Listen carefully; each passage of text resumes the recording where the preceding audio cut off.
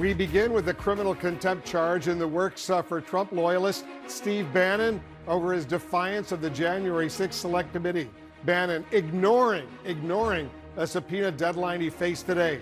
Our senior legal affairs correspondent Paula Reed is following the investigation for us. Paula, it looks like, as they say, they're not messing around at all. No, they're not messing around. In fact, Wolf, they're sending a message to Bannon and the other witnesses they're targeting in this investigation that if you don't comply, they will try to force you. But criminal contempt is a lengthy process. It has to go through the committee, then the House, and then it's ultimately up to Attorney General Merrick Garland whether to actually prosecute.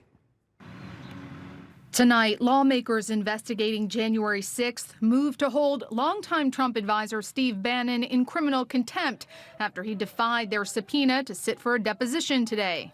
In a statement, the committee chairman, Benny Thompson, said he will not tolerate defiance of our subpoenas, so we must move forward. So we're not fooling around. We expect people to fulfill their lawful duties. Bannon has repeatedly said he will not comply unless ordered by a court, noting that former President Trump has said he will invoke executive privilege and has directed Bannon not to participate. In a letter to lawmakers, Bannon's lawyer wrote, "That is an issue between the committee and President Trump's counsel, and Mr. Bannon is not required to respond at this time." While lawmakers took to the airwaves to say they are seeking the truth, Bannon didn't even address it in his podcast out today, instead just repeating the big lie. Stolen elections have catastrophic consequences, and that's what we're seeing in this country right now. How are you doing this afternoon? Bannon was not the only no-show on Capitol Hill today. Sources tell CNN the committee agreed to a short postponement of a scheduled deposition with former Trump Pentagon official Kash Patel. Multiple sources tell CNN Patel continues to engage with lawmakers, but in a podcast interview Thursday, Representative Adam Schiff referred to Patel as an evil zealot who is willing to do anything Trump wanted. And he rose phoenix-like through the Trump administration, one position after another, even being contemplated to take over the CIA. Schiff also emphasized the committee is interested in how Trump tried to pressure Justice Department officials to overturn the 2020 election. Yesterday, the committee sent another subpoena to former Justice Department official Jeffrey Clark. Investigators cite credible evidence that he was involved in efforts to interrupt peaceful transfer of power, even proposing the Justice Department send a letter to state legislators in Georgia and other states suggesting they delay certification of election results. A source familiar with Clark's discussions with the committee say it is likely he will testify.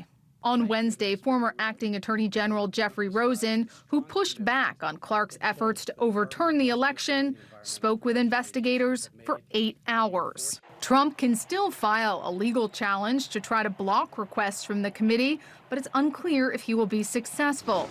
On Wednesday, he issued a statement suggesting Republicans won't vote in 2022 or 2024 if 2020 election fraud is not, quote, solved.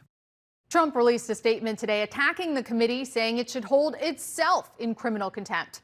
Now, former Trump advisors Mark Meadows and Dan Scavino were subpoenaed to appear tomorrow, but the committee has agreed to postpone those depositions. But Wolf, it's unclear if either man will cooperate, but they saw today what happens if they don't. Yeah, criminal contempt, very, very serious potentially. Thank you very much, Paula Reed, reporting for us. Let's discuss all of this with the chairman of the Select Committee investigating the January 6th attack, Congressman Benny Thompson. Mr. Chairman, thank you so much for joining us. I know you're moving ahead with holding Steve Bannon in criminal contempt. How will this work? I know you'll be meeting Tuesday with your committee, and then this becomes what, in the hands of the Justice Department?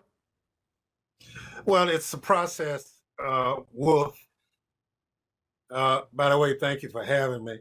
The process starts with our business meeting on Tuesday evening. We will entertain a motion to hold Steve Bannon in criminal contempt. That process then will be forwarded for consideration by the House of Representatives. If the House of Representatives agree with the Standing Committee's recommendation, then the Speaker will be authorized to transmit that document to the Attorney General of the United States. And it's then his job to pursue the criminal contempt claim. Has the Attorney General Merrick Garland, Mr. Chairman, told you he is willing to prosecute a criminal indictment if it's referred by the House to the Department of Justice? No, we have intentionally kept ourselves separated from justice. We don't want anyone saying, well, you all were colluding together. This is what the law requires us to do. I hope that Attorney General, once they get it, he will look at it and say we need to expedite this indictment before a grand jury. So we kept arm's length away. We've shared the committee's wishes. We've actually tried to negotiate with all our individuals we've subpoenaed to work this out. But Steve Bannon has, and his advice from former President Trump leaves us no choice. And so the committee will do what we are required to do in the legislation that says we have to find the facts. We think Steve Bannon has information that's germane to what happened on January 6th. Yep.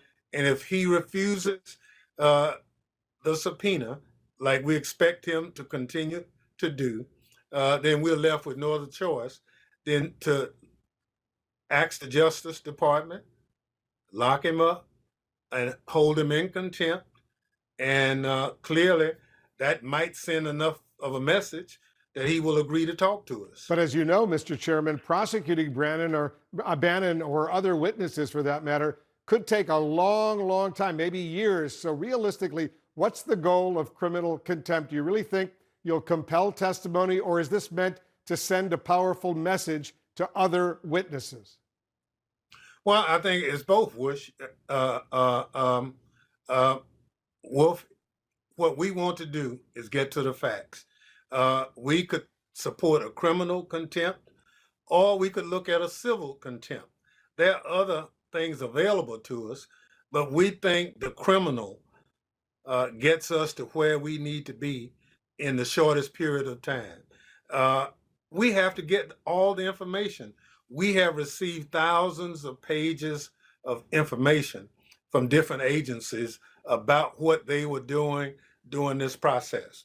The platforms, Facebook, Google, all of them, have really cooperated substantially in providing us information to do our work.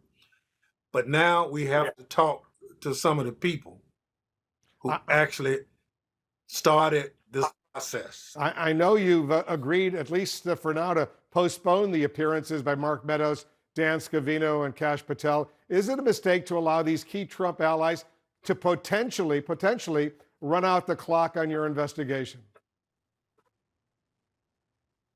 Well, we don't expect them to run out the clock. We're going to make the case that we negotiated in good faith with the other three. If we decide that the negotiations, in fact, running out the clock, we'll stop it. But if we have to make our argument that we gave the process every attempt to work, that's what we plan to do. We have, in Mr. Bannon's instance, he's justified everything. So we are moving expeditiously on the criminal contempt. We expect that process to go forward this coming Tuesday night. We've established a time of 7:30. The committee will meet. We expect we will take action on him at that time for consideration for the full House of Representatives to be brought up sometime after that.